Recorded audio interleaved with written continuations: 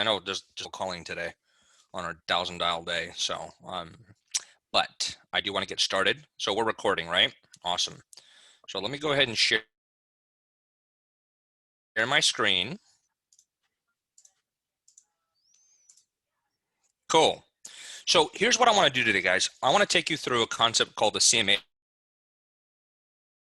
appointment. CMA, for those of you who comparative market analysis, that is something that we provide to all homeowners that want to have a better idea of what their home is worth. Okay. Now, when it comes to doing a CMA, have been doing this for years. It's nothing new, right? But about a year ago when the pandemic started, I started realizing that I couldn't meet with these homeowners physically because of COVID. So I started doing full CMA calls or CMA appointments at the Fred Said Group via Zoom. So we put together an awesome system around a CMA appointment, right? And I'm going to give you the entire system today on how. Once again, if I haven't met you, my name is Fred Said. I run the Fred Said Group in Southern California and our place teams. We run teams in Orange County and in LA County. So when you think about Hollywood, LA, Disney, California, any referrals you have, ladies and gentlemen, I would love the opportunity to receive them. I promise that we will do a great job serving your clients, get them closed, and then get you a referral check for you and your family in the mail, hopefully within. So if you need anything, I'm an open book. Go ahead and hit me up any way you'd like, and we go from there. Now, let's get down to the meat of what we're going to talk about. So I want possible, yet there's all I care about when it comes to training anything that I do and any topic that I do is I want you to walk away with one thing that you can take away immediately and then implement it back in your business right away and start making money, changing the trajectory of your business. Now, the main idea is what's the purpose and value of a CMA appointment? How to set the proper expectations with the seller themselves? What are the actual systems and tasks of an efficient and effective CMA appointment in my standards? And questions to ask when you're actually going on the appointment. Now, what's the purpose of a CMA appointment? This is an opportunity with the seller to discuss their goals and motivation. You might generate somebody via circle prospecting, physical expired, your best friend wants to sell, whoever owns a home, this is the type of conversation you have. Yet having an initial conversation is one thing. Setting up another time physically via Zoom or via call to actually talk about the value of their home gives you a platform to take more time and ask us questions to really find out, are they a seller now? Are they a seller in the future? What do they want to net? What can I do? If they sell, where do they want to go? Is that another opportunity? It's just a platform to have a more further in-depth conversation. Number two, you start the relationship right with value because you're giving them value about the value of their home. And they see that you're not just going after something, you're actually providing information that is valuable to them. Number three, you'll find out quickly what price they need to sell and where they want to move to next. And I think most importantly, this will give you a much better understanding of the timing and how to strategically follow up and brevity thereafter. Now, how to set expectations. So let's say I generated a seller somehow today. Mr. and Mrs. Seller, I'd love the opportunity to spend a few minutes with you to discuss the exact value of your home in today's crazy market. I can either stop by your home or we can talk via Zoom, what works better for you. And the purpose of this appointment, Mr. and Mrs. Seller, is to give you an accurate number of what your home is worth and what you can net if and when you decide to sell. See, a lot of agents just say, hey, can I say the value of the home? Can I stop by and talk the value of the home? The consumer on the other the phone, all they hear is this guy or gal wants to just sell my house, and I'm not even ready to do that. Yet the last line I want you to read, if and when you decide to sell, all you're telling them subconsciously and physically with the words and the tone and the words that you use is that I just want to give you value by telling you what you're worth. And then when you're ready to do so, I would just like the opportunity to be the agent for you. So it takes the pressure. It takes the pressure off of them thinking you just want to sell them. Does that make sense? Cool. So here's the nitty. Here's where I want you to pay attention. And by the way, you'll get a copy of these slides, you get a copy of this video and all that stuff. But this is our internal system that we use at the Fred Said Group when it comes to setting up a CMA appointment or a call with somebody. So on that same first call, set up an appointment with them within 24 hours ideally. Mr. and Mrs. Seller, I'd love the opportunity to talk about what your home is worth in today's marketplace. I have time later tomorrow at 5. What works better for you? Perfect. Before you hang up the call, number 2, make sure you confirm their property address and confirm their email address, because you need those 2. Number 3, as soon as you get up, send them a calendar invite with the appointment time. If it's a Zoom call, send the Zoom link in the calendar invite. Add them to Brivity. Ideally, this is a Zoom call. Conduct a physical appointment, that's great. Just make sure to include Zoom in the calendar invite, like I said, and make sure they know it's a Zoom call if that's what they wanted. Back in the day, prior to the pandemic, we do a lot of physical drop your value on your doorstep, knock on your door. Yet what I realized through the pandemic is I can have a ton more CMA calls with homeowners via Zoom than I could driving around all over Southern dropping off CMAs. I actually prefer Zoom. Southern California still hasn't even fully opened up yet, and a lot of states have. We're still one of those states that are just dragging behind and very restrictive, right? So I actually, even after pandemic, I prefer Zoom. My agents are probably doing anywhere from 10 to 13 CMA Zoom calls a week with sellers via Zoom. Okay, so it's a powerful tactic to be able to use. After that, you want to go ahead, when you're finished with the first 1 through 5 steps, go ahead and comp the property. Now, here's the thing I'm going to talk about when it comes to CMAs. And we have Brivity CMA, other CMA tools people use, nice little 5 to 15 page CMA reports. You can use that if you want. Through our MLS, we actually have a 1-page quick CMA that has the active comps, pending comps, closed comps. And we literally just give them 1 page.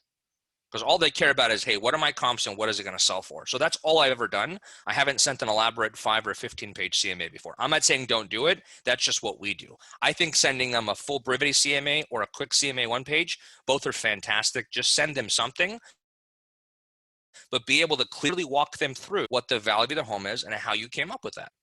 And then make sure you save that CMA in Brivity under the client's profile under documents. That's a key thing. Because you start generating sellers and having a bunch of valuation conversations, you get lost. Just save the CMA in their Brivity profile under documents. So anytime you pull them up, hey, boom, I pulled their CMA 6 months ago, and it reminds you that you had a call with them and you sent them a copy of their valuation.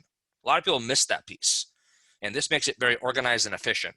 And then last but not least, don't send them the CMA report like immediately. I like to send it like 5 to 15 minutes before a call. So when I pick up the call, they'll barely check their email. So we have the opportunity to walk through it together. Then my CMA and say, does this guy think my home is worth 100 grand less? For some odd reason, there could be a random comp on there. You don't want them to just read it and say, I don't want to talk to you. I've had that, by the way. So I like to send it 5 or 15 minutes before, so they just get it, so they don't get turned off for some random reason, and then I have the opportunity to go through it with them.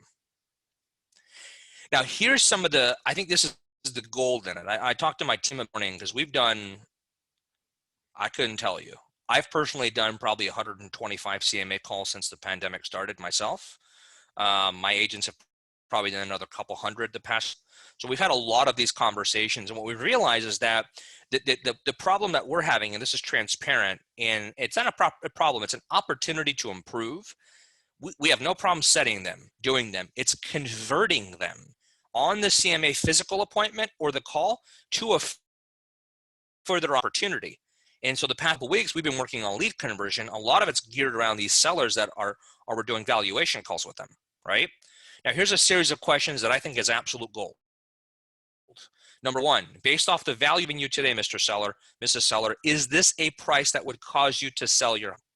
It's a very direct and bold question that we all should ask everybody that owns a home in these type of conditions, because you get the real quick and dirty answer, which is what you want. You don't want to guess what they're going to do in 12 months and waste your time for 12 months in Brivity with all these to-dos, because you want to just know, who am I dealing with, right? Number 2, if they say no to that question, great. At what price would you be a seller? Number 3, if I got you that price, where would you go next? Number 4, you can sell your home for X. Would you consider selling your home in the next 90 days? And last but not least, somebody who literally says, hey, that's awesome. I know the market's crazy, but I'm not going anywhere for a couple of years because my kids are still in high school and I'm not planning on selling until they graduate. You know, Mr. and Mrs. Seller, I know that selling your home is not what in the near future. So I'd like to keep in touch with you. And when the time comes that you are ready, I'd like to interview for the job of getting your home sold in the future. Is that a fair request? And they typically 99% of the time say yes, unless their brother, mother, or wife, or husband is going to be the agent that's going to sell the home.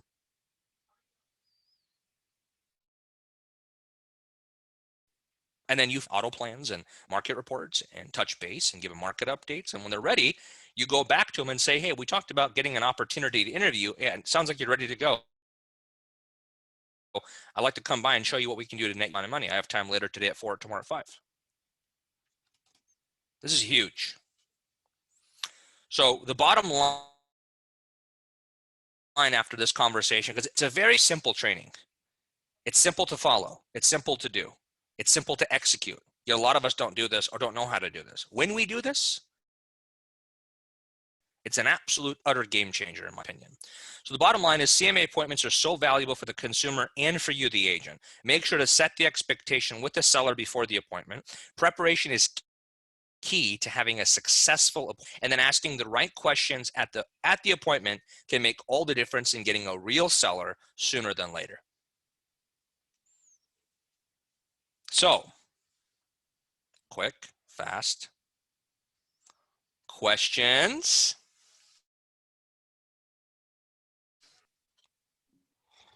Fred, I have a quick question.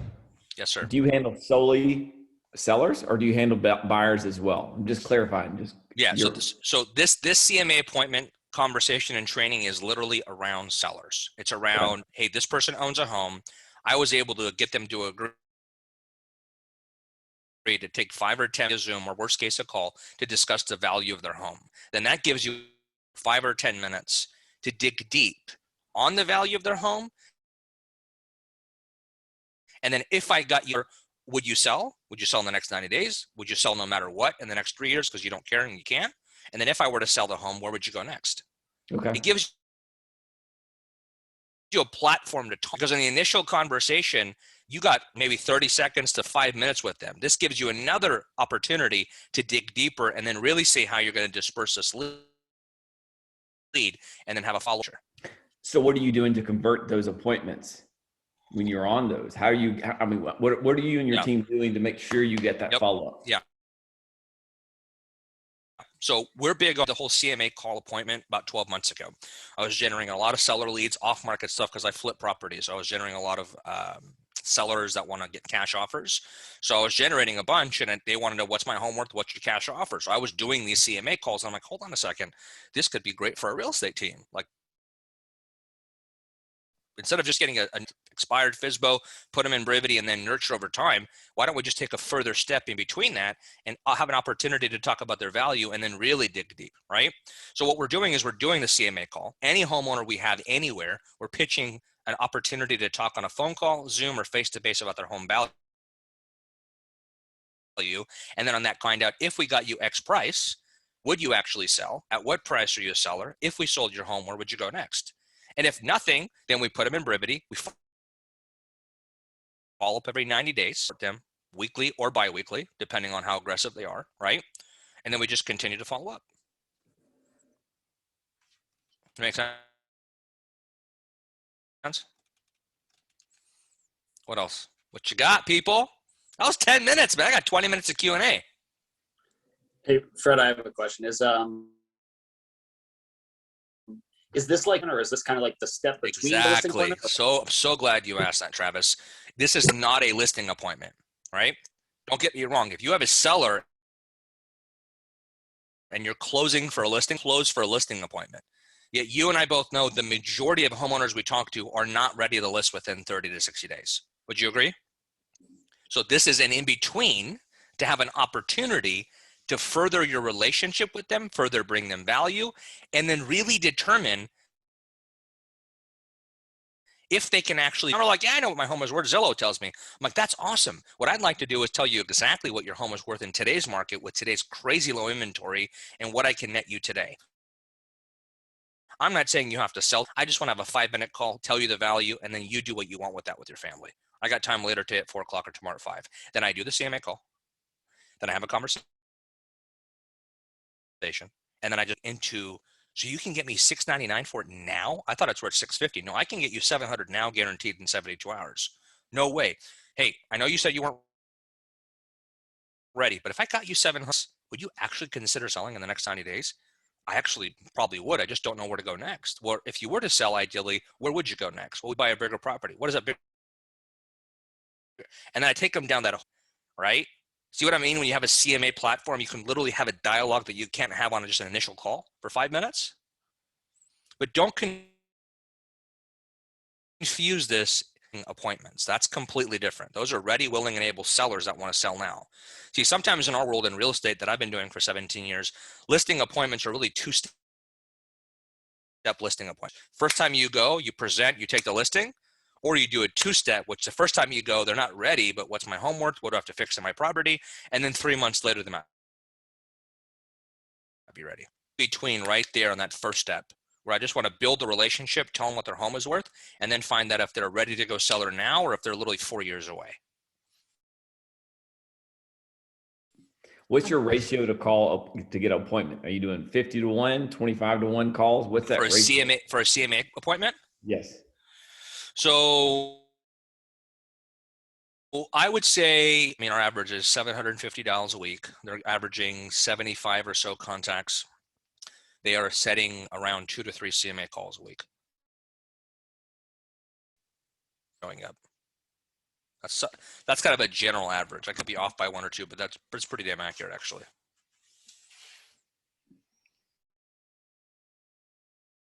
I don't want to take over the action when he comes into these appointments or setting the follow-up appointment. No, they would just say, yeah, that's awesome. I'm just not ready to sell. Awesome. Well, ideally, when would you be ready to sell? What would cause you to see? People have to understand, and sometimes we confuse that in the phone-to-phone sales world, is that an objection is not a question in the mind of a consumer. An objection is nothing more than an unanswered question in the mind of consumer. I'll say it again. An objection is nothing more than an unanswered question in the mind of consumer, because they have questions that they haven't said to you. So you have to ask a series of strategic questions to get to a desired result. So I posted something on our group page the other day, becoming on our team, and that has to do with a CMA call or any other appointment that we're doing, right? Lead conversion, yeah, I have it here. I'm so excited about a formula that I created. I'm not a smart, pretty excited, right? V to V equals F to F. So the V is in Victor, V to V equals F to F. Voice-to-voice job in phone sales is to have an awesome voice-to-voice conversation, lead convert, and earn the opportunity to have a face-to-face conversation. How we convert really well voice-to-voice, you have to do 3 things. Number 1, you ask a series of strategic questions to get to your desired result, which is the scout every script that we have at place. Number 2, we repeat and affirm, because when you repeat and affirm over the phone, subconsciously, they understand that you're listening and they release the resistance. You do those 3 things, your conversion will drastically increase. One of my agents yesterday did 300 dials on Mojo, rated 7 nurtures and 300 dials, when normally she would probably do 1 nurture and no appointments, because she did all 3 of those steps. And she's like, Fred, that works. I'm like, yeah, it does, because I told you to do it. But it works, right? It's just, we have to just implement it, people. I know it's easier said than done, and I'm not perfect by any means. I have, God knows how many flaws I have. But the one thing I know is if I hear something, I just know I have to implement it fast and then do it more and more over time, and then the result's going to take place. But I believe that Ben is huge on this. The partners are big on this right now. We all collectively can just do a way better job converting our leads. And I'm the next person. I'm right up there. Yet I know that if we can focus on lead conversion and the skill set necessary over voice to voice, anybody, we can convert at a rate 2 to 3 times better than we're currently doing now, within working on this tactic, by the way, very quickly. Which means if we can convert better, we don't have to make $4,000 a week. We can make 500 and still do 3-4 sales a month. So I just rather do things easier than harder. That's just me. I have a question. So I got a guy in my calls last week that he was one of, give me a buyer, kind of thing. And I'm kind of now approaching what everything you said to go from the back end now, because now I have a guy that is now in my brevity that put him on the quick market report for his property, and can't really get his attention. I think he's looked at it, but now that's using this tactic, but going back to someone that's you kind of have or not. Awesome question, Julia. So he's a seller. He wants to sell, yet for some reason doesn't want to go on the market. So he just says, bring me a buyer and I'll consider it. I call him up and say, ring, ring. Hey, it's Julia. How are you? Great. Calling about your property in 123 Elm Street. Hey, I got a question if I brought you a buyer. Is that right? Awesome. What I'd like to do is take a few minutes of your time. I really want to iron out what market value is for your home and what you'd consider to sell it for. I have time later today at 2 o'clock or tomorrow at 4. I don't want to waste my time. Listen, I understand. I want to ask you a question. If I brought you a buyer that paid you what you wanted, would you seriously consider selling your home? Yes or no? Of course I would. Well, in order for my buyers, we have to talk about the value, really what it is and what you're willing to accept. So if you give me 5 minutes, I could put something together for you in the next few weeks. So I have time later today. I don't want to waste my time. Well, it sounds like you're not a real seller then. But when you are, please give me a call back. Cool. Click next. Gotcha. Okay. Like you're the absolute garbage that's just wasting your time. Mm-hmm. And your goal with lead conversion and asking a series of strategic questions that get to a desired result, you have a funnel of all these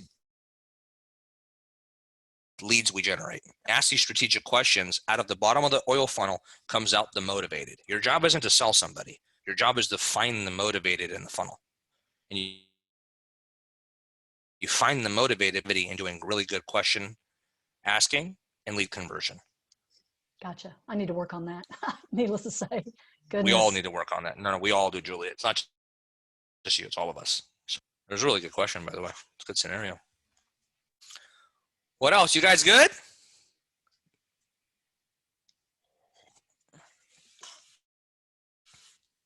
I think your audio's not working if you're talking to me. You look excited about something.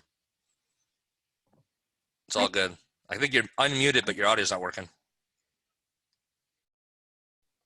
No. All good, bro. Why don't you type it in the chat box? I want to answer your question, dude. It's all good. Don't worry.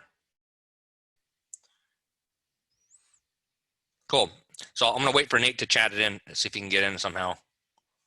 Anybody else? Anything else? Yeah, I have another questions? Sure, go for it. Crazy. So the comps that how do you do your quick comp? Like, do you do it within Brevity and to get your one sheet or what? No, it's all in the MLS. Okay. All in the MLS. So I'll tell you how I do it. But our market's different than yours. We have a very dense, Southern California is very dense. Like our lot sizes are 4,000 square feet.